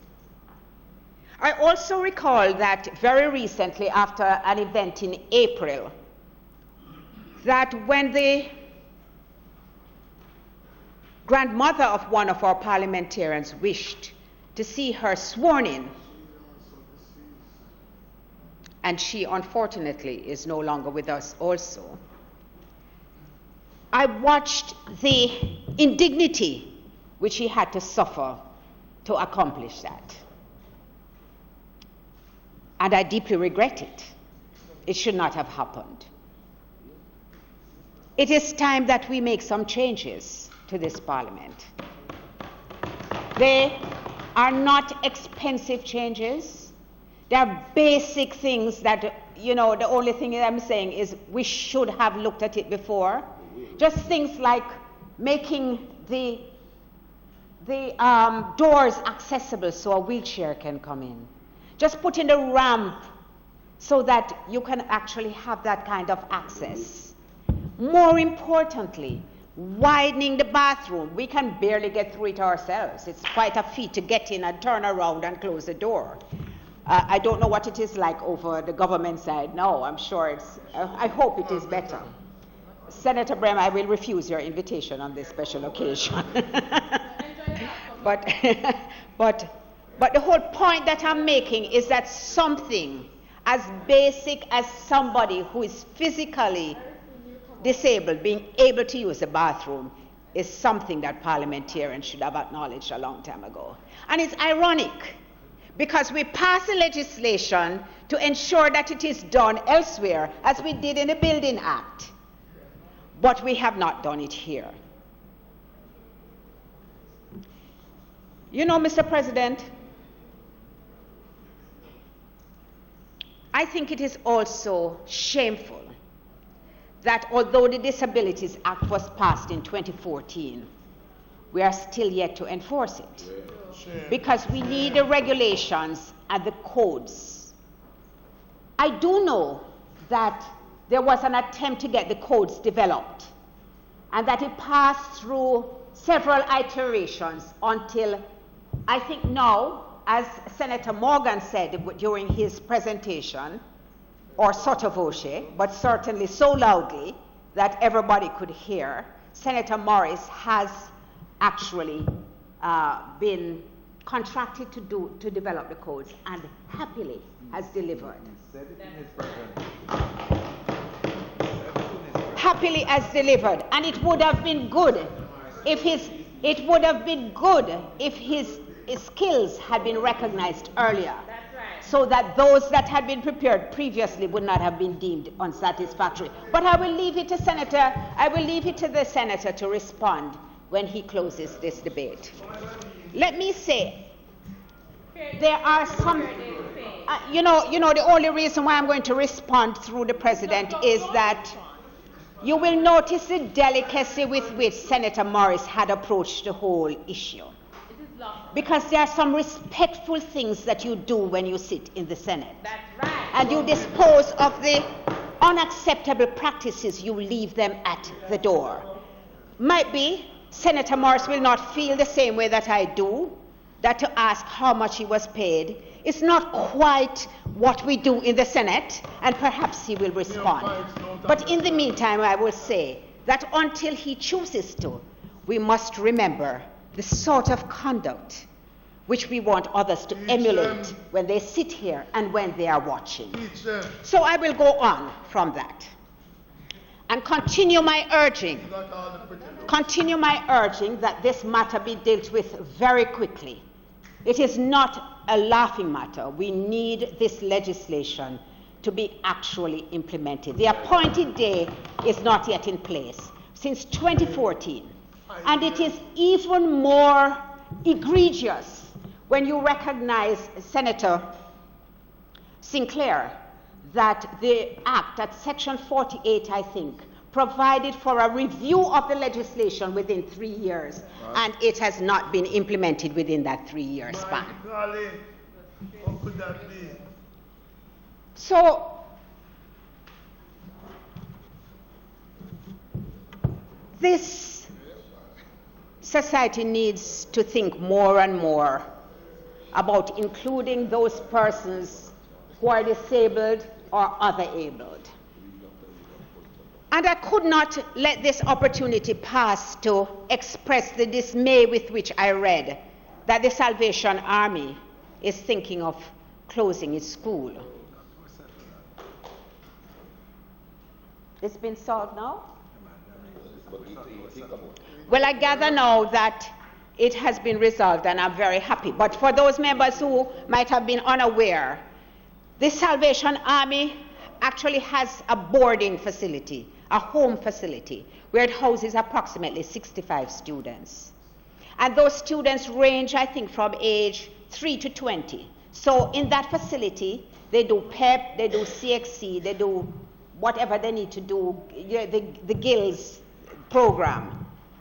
And there was an announcement in the newspaper a couple of months ago that they were contemplating closing it.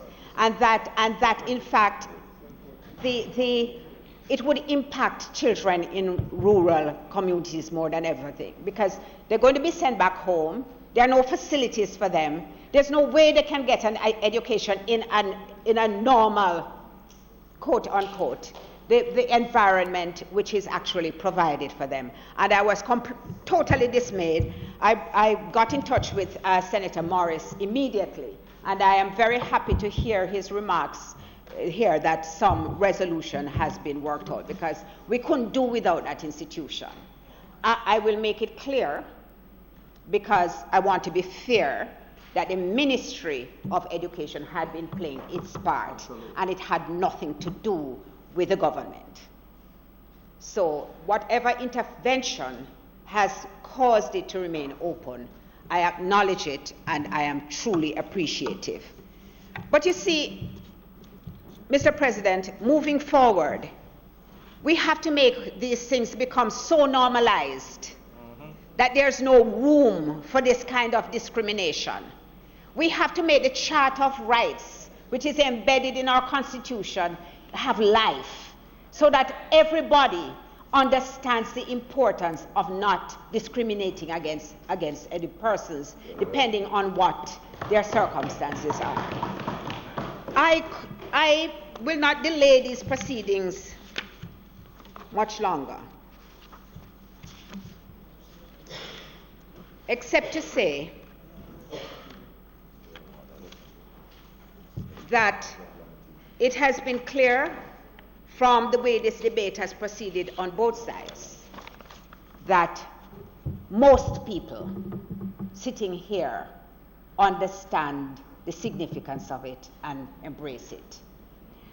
And I will say to the mayor, who is a senator, that in reviewing the standing orders and taking account of what an official document is, we can rely on the Hansard for all the support, the records of the support which he has promised. And the only thing that I would say is that he moves quickly apace to fulfill those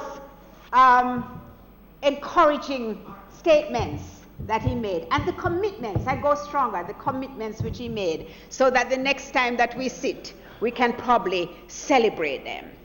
Now, Senator, I have to remind you, that in 2011, they had to carry out some repairs on the Parliament roof here, and Parliament had to move to sit at the conference center. And because of the delays which were experienced in doing the repairs and the overruns, Parliament had to sit there way beyond the September date which was targeted. So I only add that as for a word of caution to say that when you are carrying them out a short time over the recess. But so, Mr. President, I thank you. I thank Senator Morris for moving this motion, and I support it unreservedly. Thank you, Senator Scott Motley. Just before you sit, may I just inquire in relation to Senator Williams? Did they record the commitment to have the small barriers, 4-foot barriers in the areas of Constant Spring and Barbican where the new road is?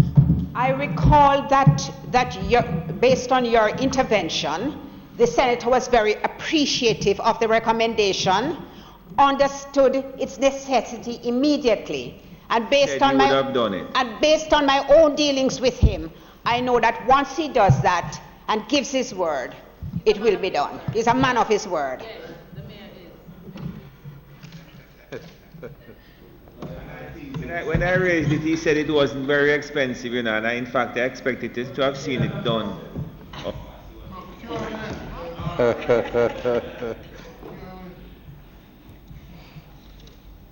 Thank you very much, Senator Scott Motley. May I ask you all to appreciate the mover of the motion who stands to close the debate?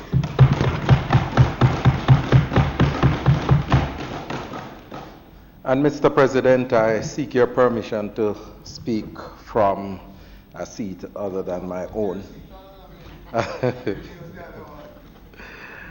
Mr. President, I want to express my profound gratitude to my colleagues for the support that they have given to this motion. From my calculation, some 13 individuals have participated, and if I'm to add you and your interventions from time to time, Mr. President, it would make 14. And your appropriate and timely interventions. And so I want to say how important it is and how pleased I am at the expressions of my colleagues towards this motion. And so, Mr. President, as I close, I want to highlight some issues that have been raised in the debate. I might not be able to respond to all 13 members and what they have said, but I'm certainly going to highlight some of the issues. Firstly, Mr. President, I want to thank and commend Senator Braham for his support for the motion and to indicate upfront that I'm accepting the amendment that you have proposed. When he spoke, Mr. President, he outlined lucidly clear what the new parliamentary building will be like. And I must say that I fully support the approach and must indicate from I used to sit in that chair that you currently occupy, Mr. President. I was part of discussions that were being held about the construction of a new parliamentary building. I insisted that if it was going to be one voice out there advocating for a new parliamentary building, it was myself, because I knew how important the accessibility aspect of the parliament is for persons with disability. And democracy is not for the few. Democracy is for the many. And that takes into consideration the inclusiveness of persons with disabilities. And Mr. President, I must say that Senator Braham has instructed his team to engage me in discussions relating to the accessibility issues of the new parliament, and they have been. I have had more than one sessions with them to outline what it is that is needed. And I told them about a total disability experience for the parliament, and I know those suggestions have been accepted and integrated in the design. So, you know, I have to commend Senator Braham and say respect due for your efforts in that regard. I want to acknowledge the contributions of Senator Kerensa Morrison, Senator Longmore, for their contributions on that side. I want to acknowledge my colleagues on this side and to say the suggestions about public education by Senator Skeffrey in terms of consistent education of the public as to issues relating to persons with disabilities, absolutely in order and needed. And you know, when Senator Scott Motley spoke of the need for a consciousness within our society to make sure that persons in their everyday operation, they think about and include persons with disabilities, very much important. My brother and friend for years, I mean, I think Senator Williams will tell all inside here that we have been friends probably longer than everybody inside this parliament, because we date back to University of the West Indies when he wanted to be a Taylorite, although he was in Trinidad. But he spent an extraordinary amount of time on Taylor Hall, and we.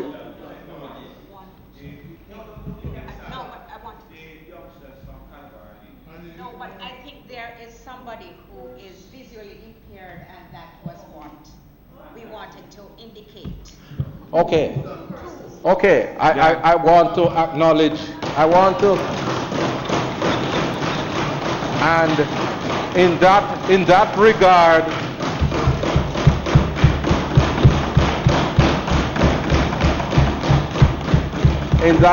Mr. President, to also acknowledge the presence of the students from Calabar and to indicate that Calabar is one of the progressive educational institutions in Jamaica, because that institution have been including persons with disabilities in their educational program for years, and those students have done extremely well and matriculated for the University of the West Indies.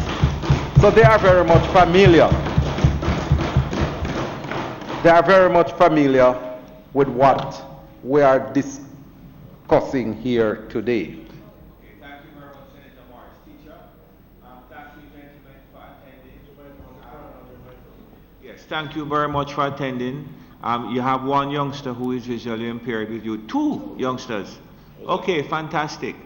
Well, they would have noted that Senator Morris, who is presently giving his presentation, is visually impaired, and that he's using a mechanism that he is able to read and to present.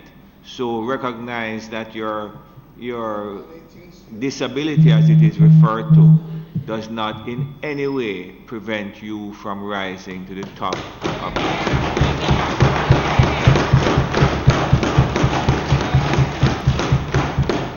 So I hope that you both will take inspiration from Dr. Morris's presentation today, and to realize that your only barrier in life is just to the extent to which you cannot envisage your own progress. Thank you for coming here.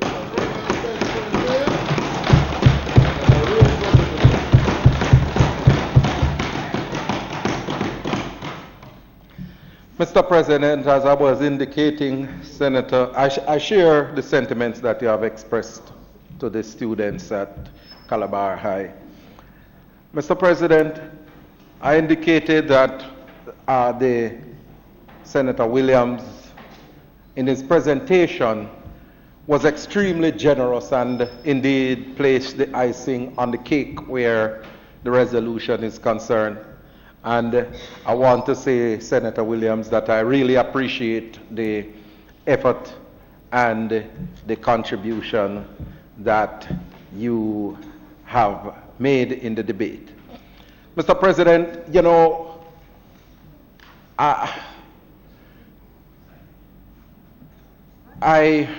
You can go ahead, Senator. Did some serious contemplations as to some issues that I wanted to deal with in the debate. But since the Parliament has a mechanism for records, I have to make sure that I place clearly on the records some inaccuracies that were raised, particularly by Senator Morgan. And I think he was joined briefly by my good friend, Senator Gale. The fact of the matter is, Mr. President, in the preliminary stages of his presentation, he sought to, that is Senator Morgan, question certain aspects of my contribution where disability issues are concerned. I want to say to Senator Morgan that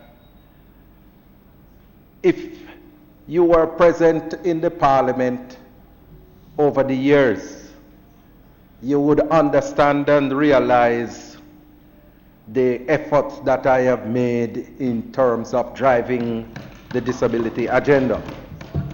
So, for example, the national policy which was tabled in the Parliament in 2000, I was very much instrumental in its formulation and also tabled resolution debating its adoption in 2000.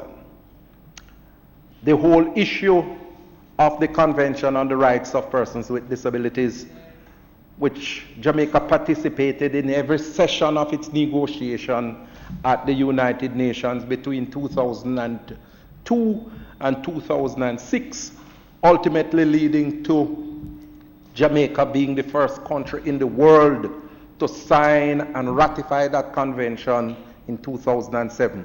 That process was led by me.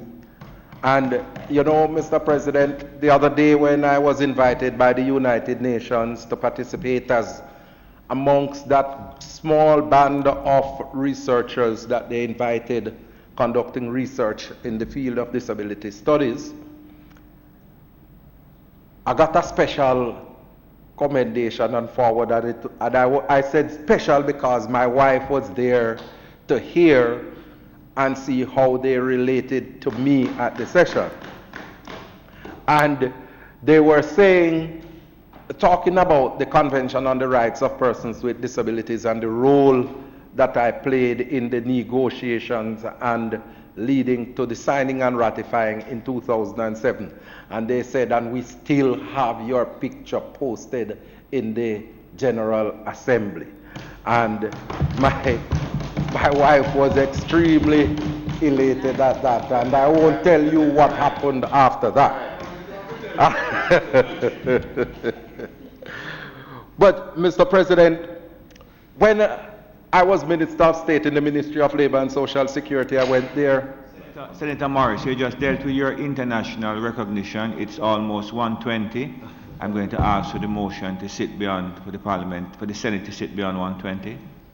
Mr. President, time being now 1:19, we ask that the Parliament, the Senate, be permitted to sit beyond 1:30. It is. The question is that the Senate be permitted to sit beyond 1:30 today in order to complete the business of the Senate. Those in favor? Against? And I'm going to suspend for 10 minutes to allow Senator Morris just to greet the students from Calabar who are trying to leave. So Okay. we'll resume. We'll resume at 1:30. Japan did well for the. Is the blend of coffee there?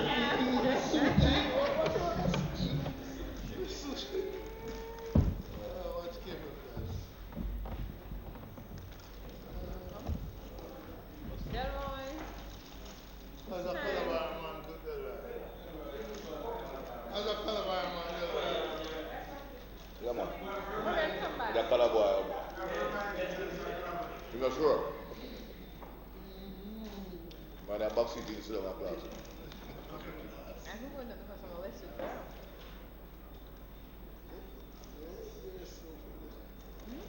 That's it. Where's that?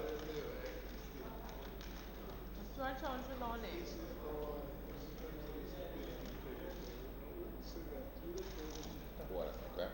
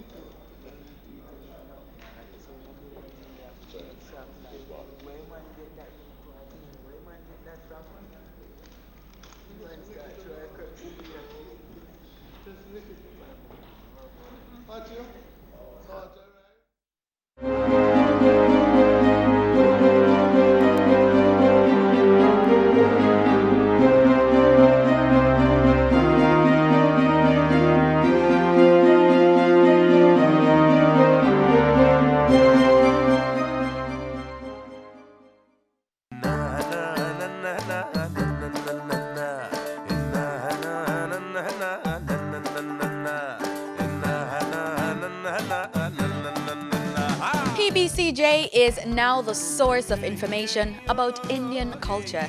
Watch Incredible India on PBCJ and learn more about their homeland, Indian mythology, religion, food, music, and dance. Join us Sundays at 3 p.m. and Thursdays at 7:30 p.m. for Incredible India. Incredible India. My friends, we're living in the exciting prophesied time of the end. We must prepare for the glorious kingdom to come. The religious system of the man of sin is in place today, right now, and already has multiple millions in its sway. We can tell you how to escape the coming tribulation. You need to know the future.